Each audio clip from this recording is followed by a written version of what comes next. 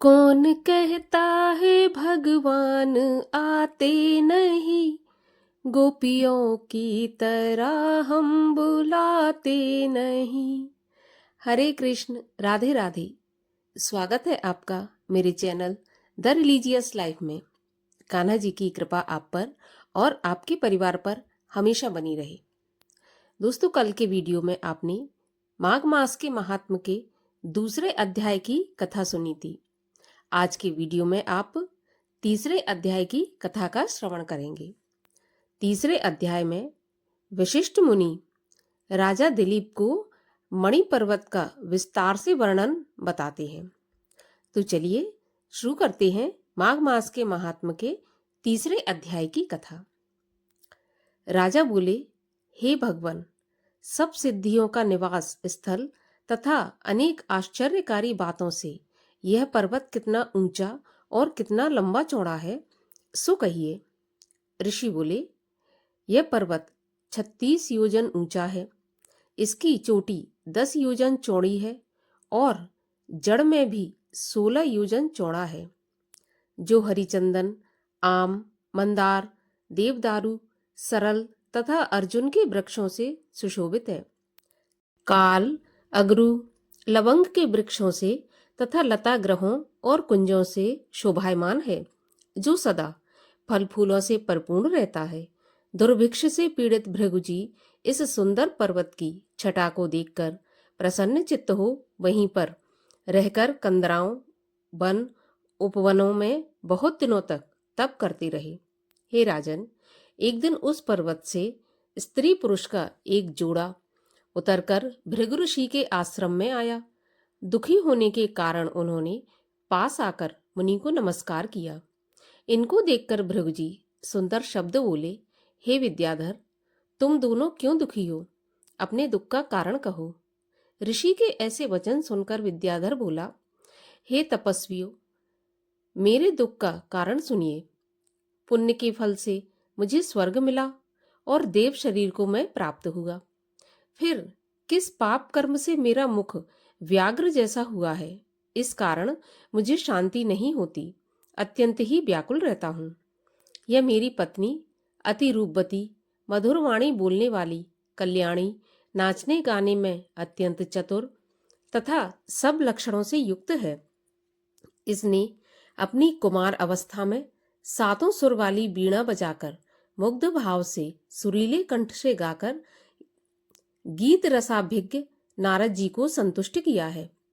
कुबेर को भी इसने अपनी बीणा के बजाने से प्रसन्न किया। इसकी वक्र गति से स्निग्ध पंचम स्वर को सुनकर शिवजी भी रोमांचित हो गए।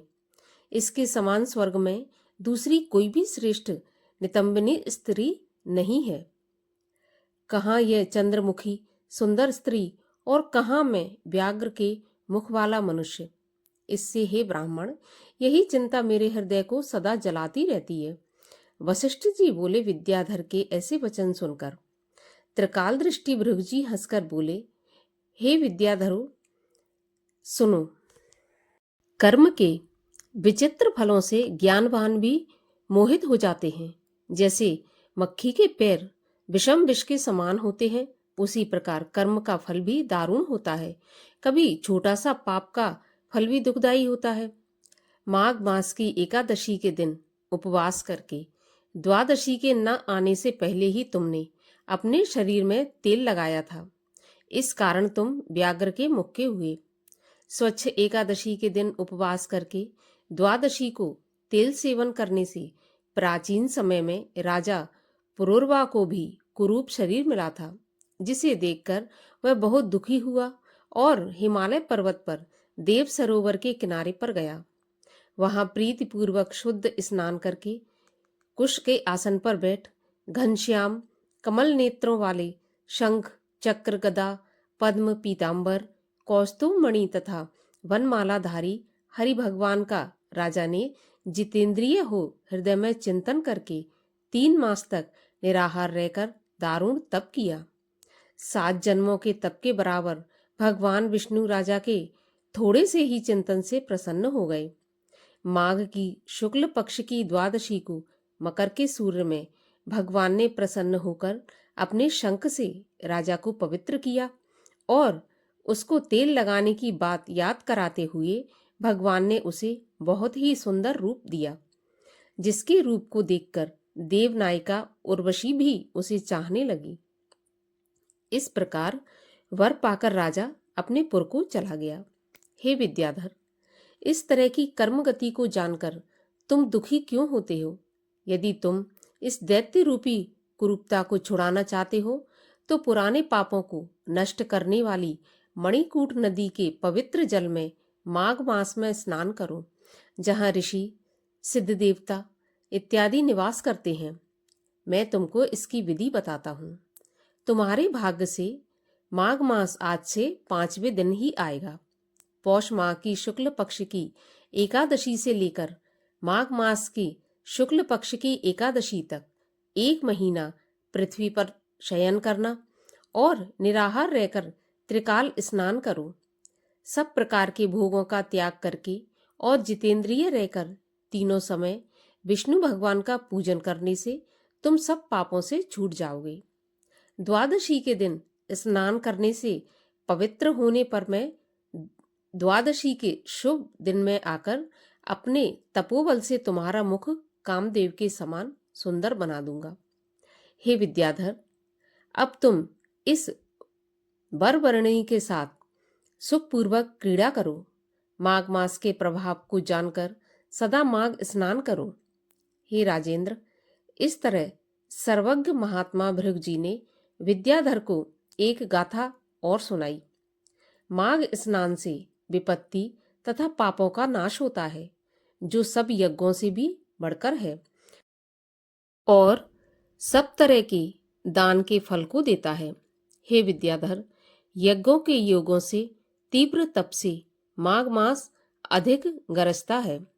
पुष्कर, कुरुक्षेत्र, ब्रह्मावर्त, पृथुदक, काशी, प्रयाग तथा गंगा सागर आदि के संगम स्थानों में जो फल 10 वर्ष तक नियम धारण करने से मिलता है, वही फल माघ मास में 3 दिन स्नान कर लेने से निसंशय मिल जाता है। जो चिरकाल तक स्वर्ग में रहना चाहें, वे मकर के सूर्य में कहीं भी जल में स्नान करें।